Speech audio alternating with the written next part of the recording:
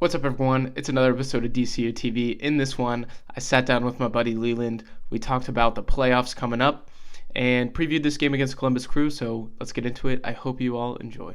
Want to start? Well, first of all, I just want to say that I think this game on Sunday, which is yesterday for us, DC United got the draw in there, and it didn't look too convincing going into the playoffs, but I think that a lot of it is probably just their mentality, trying to take it easy, knowing that they have a playoff game in the midweek, and then especially, I'm sure at halftime, they found out that Philly was losing 3-1 and figured they could just ride it out and take a draw. So I wouldn't let that performance get us too down ahead of the big playoff game coming up. Yeah, but I definitely think there's something there. Like, the problem is, obviously we've won one game on the road. That's slightly worrying, considering the fact, even if we go there on Thursday and get the job done against Columbus, that we have to go to Atlanta away, which is, it's Atlanta away, right? That's the toughest, pretty much as tough as it gets. And we got to go face one of the toughest teams away when we've won one game on the road. So, I was really hoping we'd get the win and, maybe there'd be something to show that, yes, we can get one on the roads. And basically we have to prove ourselves that, in a high-stakes scenario. Yeah, that'll be interesting. Thankfully, if we get through this game against Columbus, we'll have a home game to hopefully build up a couple-goal lead that'll pat us in the away leg. So first we got to focus on Thursday, though. I think the really important thing about Thursday, though, is that we have the home advantage, which is actually very important for us. Huge. But also, it's very hard for Columbus, considering the fact that the last time that they won away was in July against New York Red Bulls, and that was a very messy game. There was 2 own goals, first of all, which 2 own goals in a game, I'll tell you something. Yeah. It was pretty messy. They were only at 46% possession. And they had 3 shots, so really, I don't know if that really counts as a away win if you have 2 own goals and 46% possession. I think this game is going to be a lot easier compared to what would be the next round. But I think the confidence from that game would just push us through, perform better than we would normally perform away at Atlanta. Yeah, I agree with that. I think that in looking at our team in Columbus, I think we're pretty similar in the way that we play. It's just that our attack is better. We've definitely just had more success recently. Jesse Zardes has, he can score goals in bunches, but he hasn't been super consistent throughout his career. And, the Lucho combo is much more deadly than Zardes and whoever else they want to count in, because Justin Meram there on one wing, not that productive. Yeah, they got Patrick Mullins playing with Giassi Zardes. That's not Wayne Rooney and Lucho Acosta, so.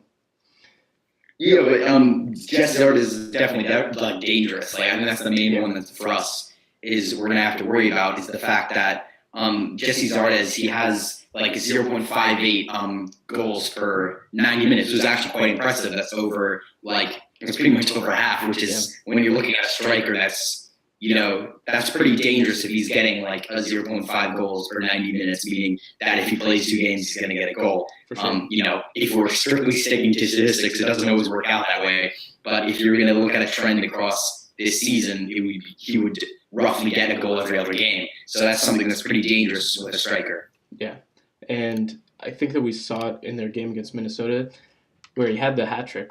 If we give up an easy chance to him in the box, he's going to score it. So that's something that the defense is going to have to, hold tight and really keep their formation in the back, because as soon as there's a little gap that someone on Columbus can play a ball into Zardes, he's going to get his foot on it or get his head on it, and he's going to put it on goal. And thankfully we have Bill Hamid there, but still, if you just give him a chance in the box, he can put a goal away in there. Yeah. Okay. So basically, focusing on looking forward to say we get past Columbus, which isn't although we got the home advantage, in their away, which they haven't been great at. Let's just assume that we win that game. If we look at the game away in Atlanta, how difficult do you think that's going to be? Obviously, we've already said that it's going to be quite a difficult game. But do you think just how exactly difficult do you think it's going to be for DC United? That's a tough question. I think that it'll be tough, but it will definitely I think it will go better than our last time that we went to Atlanta, which was Wayne Rooney's, I think, second game with the team. He didn't look that sharp that game.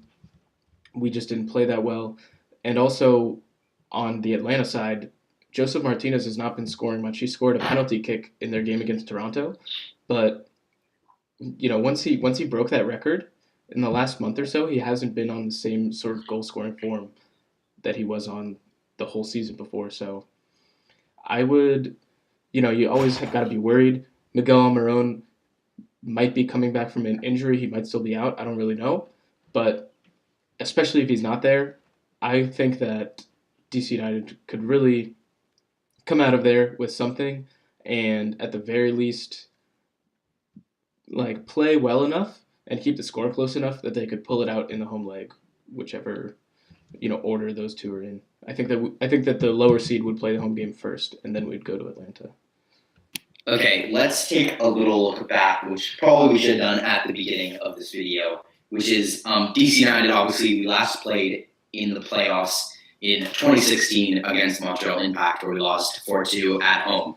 Now, this obviously the team has changed, as actually DC United tends to do quite a bit each season, has changed a lot, which is why this sort of thing that we've had this late season turnaround wouldn't have happened any of the other years, because how much of the squad changes over the course of the years, which actually I think gives us a bit of an advantage, because when you play DC United, you never know what you don't know what you're quite going to get. You know what I mean? So yeah, we last played 2016 in the playoffs against Montreal Impact, where he was 4-2 loss. How do you think the DC United team, on a different level of not just the players, but how do you think the mentality and the style of play of DC United, do you think, has changed since 2016? I think that in the mentality, this team doesn't think of themselves as an underdog anymore. And I think in a lot of ways, in years past, it's always been kind of like DC United going up against the big dogs, or, just being the lesser of the two teams in any given game. Even at the end of 2016, where they were on just an amazing run. But the mentality in this team is definitely one of, we are the best in the league right now at this moment, because the goal scoring record, the wins, and just overall how well the team has played together. Even in the 0-0 draw against Chicago, some of the little build-ups and passing between Wayne Rooney, Lucho, Acosta, Areola, it's just so fluid, and they really know what they're doing, and that's something that a lot of times that whole team as a unit hasn't had together. So that's really promising in terms of mentality from the team, and in the way they play, that carries over, because they're just confident and go forward and know how to break and where people on the wings are going to be running into. Lucho and Wayne just have that sort of chemistry where they know where to lay the ball off to each other, when one's going to overlap the other, and so on. And that's the kind of thing that can really throw teams off when we come against them and we're running at them fast on a counterattack and know exactly what we're doing. And the other defense is just frozen because they're trying to react, and we're already thinking 2 steps ahead. Yeah. And also, I think on another level of the whole, the difference of, basically what you're saying, another, maybe I'll take it a step further. I'd also say that the teams that come and visit, they know that we're good at home, and they've either watched most of the teams, as we were earlier in the season when we first got to Audi Field and started having these success. Most of the teams, they hadn't played against us yet at home, but they've seen tapes when they're, first before the game when they're against us, and they've heard about how good the atmosphere is, how really the supporters in the stands, they make it feel like they're shouting in your ear, and how tight the field is, and really DC United play that where they make the team game, they make it kind of the field smaller, and they hear all about that, but until they get on the field, they don't really know. They think they know, but they don't really know how tough it's going to be to play against DC United at home, and that's, I think, one of the things that we use to our advantage is when we're at home is that it feels so tight when you're playing, like you have no room. When you're obviously the away team, the DC players, they're used to it, and the supporters on their side, so they feel even more open. But the teams that come and visit, they feel like they're being just completely closed in around. So that's like one of the things why the home games are so important for us. Absolutely.